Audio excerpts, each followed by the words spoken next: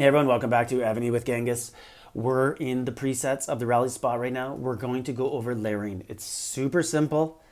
People make it out to be so complicated. It really isn't.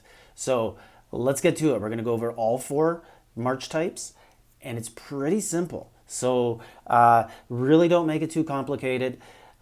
Remember, if you're going to spend money on the game, please go to the Amazon App Store. Use the link in the description of the video. It does help support the channel. Get 20% off on all your purchases. Anyways, so what you see here is T1s, right? And I'm going to go all the way up. So I have it up to T14 right now with 1,000 troops, and we're just going to look at it. Okay, so 1,000 of everything. And if you look right here, 55,000 troops from T1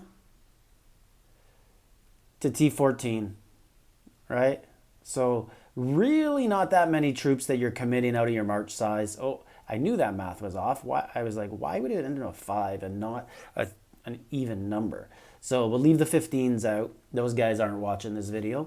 And most of the 14s probably aren't either, but some should because I've seen some accounts out there. So let's just pretend this is an archer march, right? And we'll pretend that we have, let's say, a 1 million march size just to make it nice and even. So what I do, I leave all of this 1,000 and I don't make any changes until T11 and above. So from T1 to T10, you can leave it all 1,000. That's if you have T14s, right? And all you're really going to do, so let's pretend we have a 1 million march. So for archers, T12 should be the dominant troop. So we could change that to 500,000. So that's 500,000 of the troops, okay? And then the rest, the 13s, the 14s, the 11s, you can play around with. You have all sorts of just a little bit of wiggle room. It depends how many troops you have, right? Like if you only have 50,000 T14s, you shouldn't be putting all 50,000 in because then what happens is after you make an attack and you don't have 50,000 anymore, it starts to mess up the rest of your troops. So I'm going to pretend that I have like this player, imaginary player has millions of troops and he could do anything he wants. So here I would just put something lower like 100,000 and then more at the T11 size. And I'd probably put like 250,000. And right there, we're almost full of our 1 million troops. And then you could put the rest down here. 97,000, right? Oh, 98,000. And that's a pretty balanced march. And it's going to do fairly well for your attacks. T12s are going to do a majority of the attacking. And that's that. Now, let's play around with it a little bit. And let's pretend we do not have T14s. We have T13s. Okay, so we're going to put, right? We're going to still have majority of our march being T12s, but I would actually even step it up even more and maybe go up to 600,000. And we're messed up here with the numbers because, I added a bit more to the archers there. And then I'd go down a little bit on the T11s and maybe go 75,000. And then I just throw a couple T10s in because I want usually 4 different tiers that would have the majority of the troops. Now, keep in mind here that I only have archers. When I do archers, everything's 1,000 except archers, okay?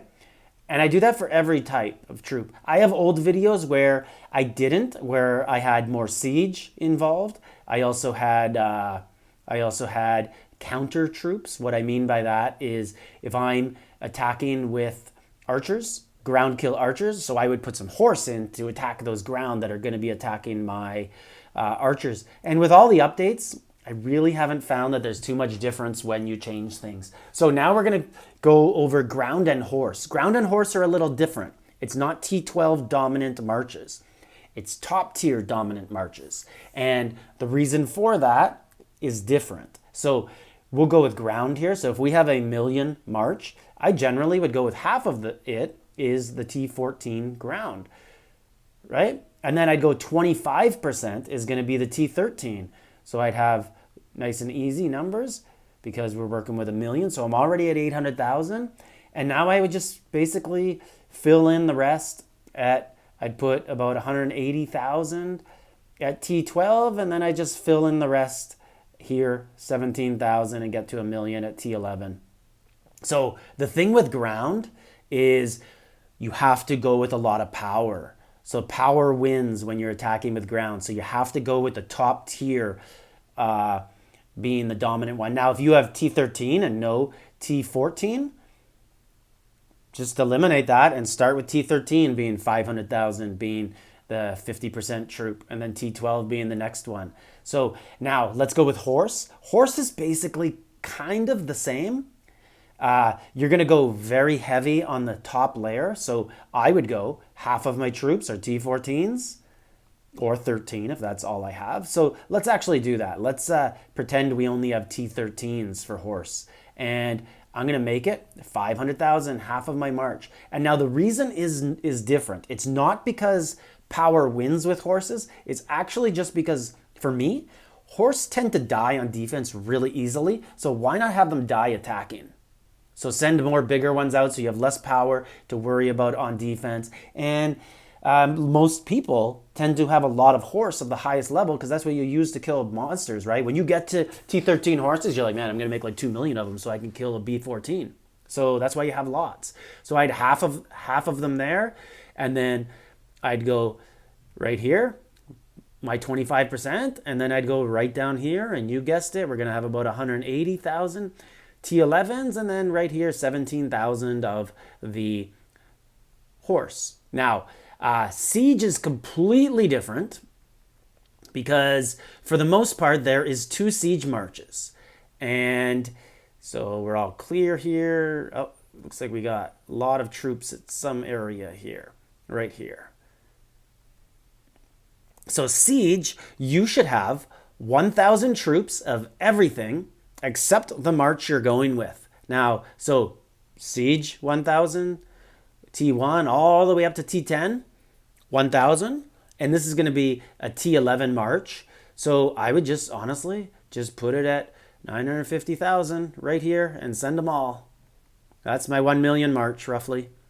Now, when I was earlier in the game and I didn't have enough T11 siege, like now I got 20, 25 million, 30 million, something like that. So it's easy for me to do this. But when I didn't, what I would do is I'd kind of just lower it a bit, go like 700,000, and then I'd surround it with the surrounding siege just to kind of even it out so I didn't have all the losses at one level. So I didn't run out of T11s basically after a few troops.